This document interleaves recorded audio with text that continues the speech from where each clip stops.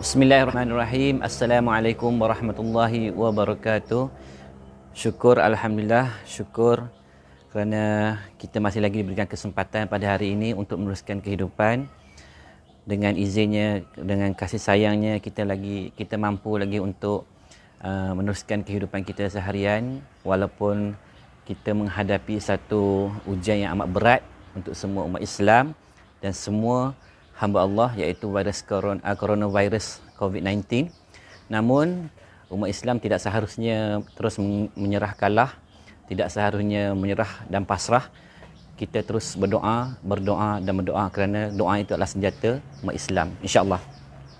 Baik tuan-tuan, hari ini perkongsian saya berkenaan dengan berkenaan dengan hati, kenal diri, berkenaan dengan kenal diri. Okay, ramai di antara kita sebenarnya tidak mengenal diri kita sendiri. Tambahan dengan di akhir zaman ini, manusia telah semakin hilang jati diri. Integriti pun dah semakin hilang dan kita semakin seolah-olah tak kenal siapa diri kita. Untuk apa kita dilahirkan, apa yang perlu kita lakukan dan sebagainya. Jadi perkongsian pada hari ini, saya nak memetik satu kata-kata daripada murabbi saya untuk membaiki dunia, baiki manusianya, dan untuk membaiki manusia, baiki hatinya. Maksudnya di sini tuan-tuan, nak baiki manusia ia bermula daripada hati. Seperti mana yang saya bercakap sebelum ni, dalam hati manusia, dalam di anak Adam ni, manusia ni ada sekatu daging. Jika daging tu baik, maka keseluruhan anggota badannya adalah baik. Jika busuk, maka busuklah. Jadi macam mana nak rawat hati kita ni tuan-tuan? Bagaimana kita nak rawat hati kita ni supaya kita kenal diri kita? Kan, bagaimana kita nak rawat hati kita ni? Sebab hati kita ni mudah terpesong. Sebab tu Islam mengajarkan kita membaca doa, ya Allah, ya Tuhanku, jangan kau bolak-balikkan hatiku setelah kau beri petunjuk padaku. Yang tu kita kena berdoa. Kita kena sentiasa berdoa supaya Allah tak kalihkan hati kita. Ini semua kerja Allah. Tak ada siapa yang boleh mengalihkan hati kita melainkan Allah Subhanahu Wa Taala. Tetapi manusia jangan berserah diri. Manusia perlu mencari ilmu. Cari ilmu dan mohon kepada Allah supaya hati tidak berbolak-balik. Supaya hati kita letak betul-betul pada tempat dia, iaitu pengharapan, pergantungan, dan punca kuasanya adalah daripada Allah Subhanahu Wa Taala. Itu yang penting. Dan kebanyakan diri kita ni yang kata tak kenal diri ni, kita boleh tengok daripada kehidupan seharian kita. Seharian kita bekerja, kita cari nafkah, kita buat aktiviti dan pelbagainya. Adakah kita kenal, kita faham tujuan yang kita buat tu, yang kita lakukan setiap hari tu? Adakah semuanya mengharapkan keredaan Allah ataupun untuk kepuasan diri? Kalau untuk kepuasan diri, maksudnya kita belum kenal diri kita siapa lagi, kan? Kebiasaannya begitulah, termasuklah diri saya ni. Apa saja pekerjaan, apa saja amalan yang kita buat, kebiasaannya susah kita nak bersandarkan lillahi ta'ala ni. Kalau ada pun sekelumit tu iblis akan usik hati tu. Bila buat ni orang pandang, bila buat ni orang pandang, bila buat ni orang pandang, hang bagus, hang hebat, hang lebih baik daripada orang lain. Macam itulah ujian dia. Walaupun kita jahat, tak semestinya kita akan jahat sampai bila-bila, dan sekiranya kita baik, tak semestinya kita baik sampai bila-bila. Sebab selagi belum terputus nyawa daripada badan, ujian akan sentiasa hadir kepada kita. Baik, jadi bagaimana nak melihat diri kita, dari mana, untuk apa dan ke mana? Nak melihat diri sini adalah perkara yang paling menarik. Tak percaya, kita tengok. Kalau kita ambil gambar, buka saja gambar tu, orang pertama kita cari siapa? Diri kita. Sebab apa? Sebab apa kita cari diri kita? Mesti ada satu sebab. Kita nak merasa diri kita hebat, kita nak rasa diri kita cantik ke, kita nak rasa kita popular ke, kan? Jadi yang sebenar-benarnya kita belum kenal lagi diri kita. Bagaimana kita nak kenal diri kita? Siapa kita? Untuk apa kita dilahirkan? Untuk apa kita bekerja sebagai ini? Untuk apa kita buat kerja macam ni? Tuan-tuan dan saya tak pernah pun isi borak untuk lahir ke dunia ini, betul? Kita tak tahu pun kita dilahirkan di sini untuk apa dan mengapa. Sehinggalah kita mencari ilmu. Tujuan yang sebenar adalah untuk bertemu kembali dengan Allah Subhanahu Wa Taala.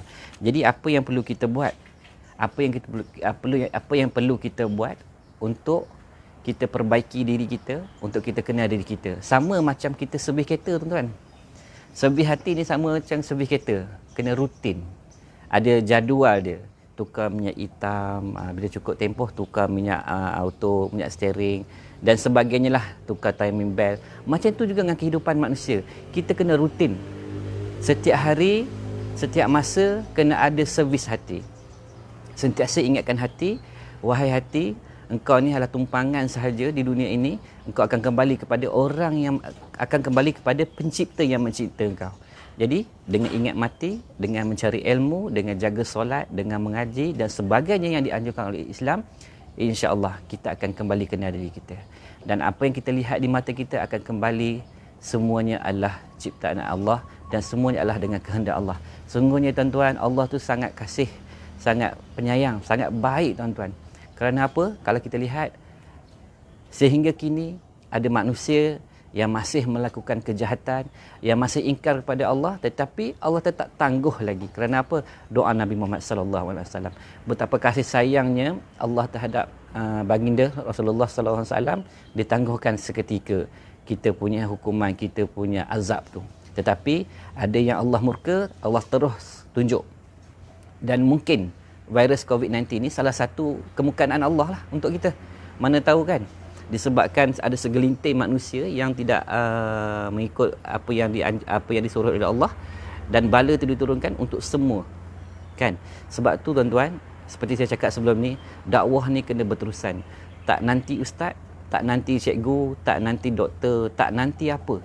Semua hamba Allah itu adalah pemimpin, terutamanya pemimpin kepada diri sendiri. Kita pimpin diri kita, kita ingatkan diri kita, kita jadi hamba Allah yang terbaik, dan kita berpesan-pesan antara satu sama lain. Mudah-mudahan dengan pesan itu Allah buka hijab untuk dia, Allah buka jalan untuk dia, Allah buka hati dia untuk kembali kepada Allah dan menjadi lebih baik pada kita. Sebab tiada siapa pun yang layak untuk jadi yang terbaik di kalangan antara manusia, hanya amal dia dan hanya dengan pertimbangan Allah Subhanahu Wa Taala sahaja. Jadi tuan-tuan, saya ulang balik, untuk membaiki dunia, baiki manusianya, dan untuk membaiki manusia, baiki hatinya. Sama-sama kita perbaiki diri kita, kita semak balik hati kita. Adakah kita jujur dengan sahabat-sahabat kita? Adakah kita jujur dengan ibu bapa kita? Adakah kita jujur dengan tempat kerja kita dan sebagainya?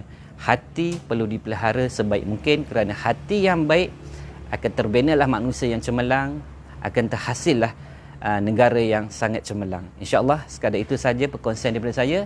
Yang baik ambil, yang salah mohon tegur di ruangan komen. Mudah-mudahan kita sama-sama beroleh manfaat di dunia dan di akhirat. Ya, satu lagi tuan-tuan, di musim PKP ni solat Jumaat hanya ditetapkan beberapa jemaah saja. Jadi usahalah yang terbaik untuk pergi solat Jumaat, kerana kita tidak tahu bilanya kiamat akan berlaku dan kita tidak tahu bilanya Allah akan tarik nikmat kehidupan kepada kita. Mudah-mudahan banyak jalan yang disediakan oleh pemimpin-pemimpin kita, di mana surau dibuka juga untuk solat Jumaat. Pakat-pakat pergilah, sujudlah kepada Allah, buatlah solat taubat, mohon keampunan kepada Allah Subhanahu Wa Taala sentiasa, kerana Allah tu sangat penyayang. Allah tu sangat baik tuan-tuan. Apa saja yang kita buat, kita minta ampun, Allah akan ampunkan selagi mana engkau bertaubat, insya-Allah. Baik, sekadar itu saja. Yang baik ambil, yang tak baik tegur di ruangan komen. Mudah-mudahan kita sama-sama beroleh manfaat di dunia dan di akhirat, dan kita berjumpa di syurga dengan izin Allah, insya-Allah. Assalamualaikum warahmatullahi wabarakatuh.